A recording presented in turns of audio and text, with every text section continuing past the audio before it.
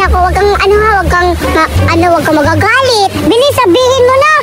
Ang ganda-ganda talaga ng buhok niya, parang pangatanda. Ano ba yan? Paano ko ito kakausapin? Hindi naman siya marunong magsalita, nakakairita. Gagamitan ko na lang siya ng powers ko.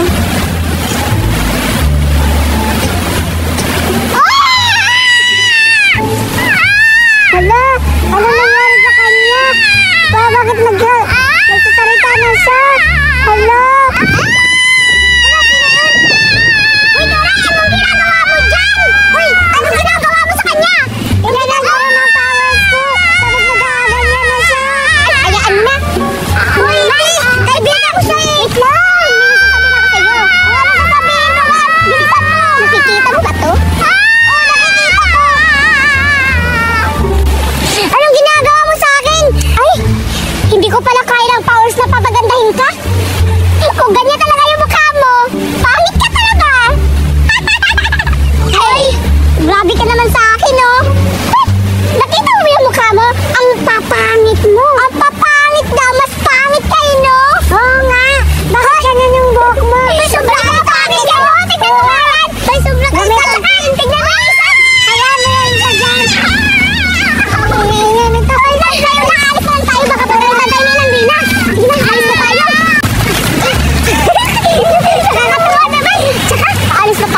Kasi naglalambingan pa sila ng Rina at saka si Papa Buboy. Oo nga, pero baka papagalitan tayo yung ginawa natin sa kanila. Rina! Hoy, bigyan ko rin. Anong ginawa ni Joy sa'yo? Singawa.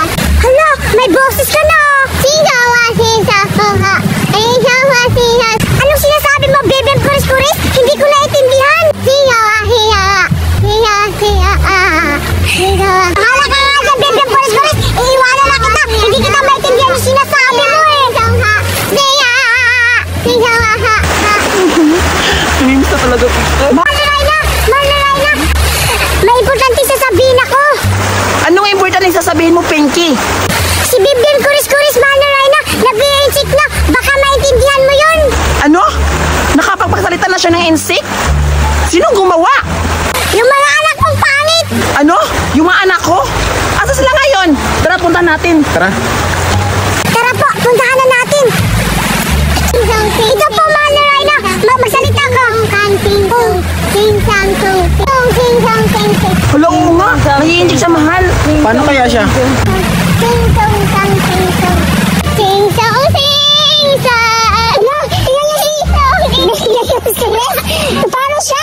Paano siya? Hindi siya tawanan, mahal.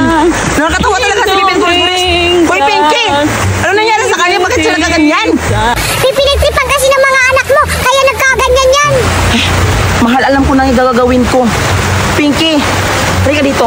Oo, Marlarayna. Kaya ka ba bigyan kita ng kapangyarihan? Tapos gamutin mo si Beben Kuris-Kuris? Sige, payag ako. Sige. Kaya dito, mahal. Hawakan mo ako para yung powers ko malakas. Ibigyan kita. Paano ba, Marlarayna? Wait ka lang dyan. Yung kamay mo. Yung kamay mo dito, yan na mo sa akin. Hindi! Ganon. Wait. Yan. Ito. Maganda ba? Maganda, Marlarayna. Sa'yo yan ha. Ikaw magpapagaling ni Beben Kuris-Kuris para makapagsalita na siya ng maayos. Tigil sa pangyarihan, Marlarayna. Puntahan mo na. Pupuntahan ko na siya. Gawin mo na yan. Beben Kuris-Kuris, may ipapakita ako sa'yo.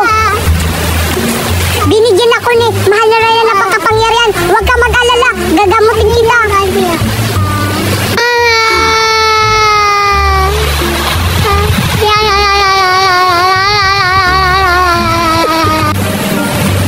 O ayan, magaling ka na. Magsalita ka na.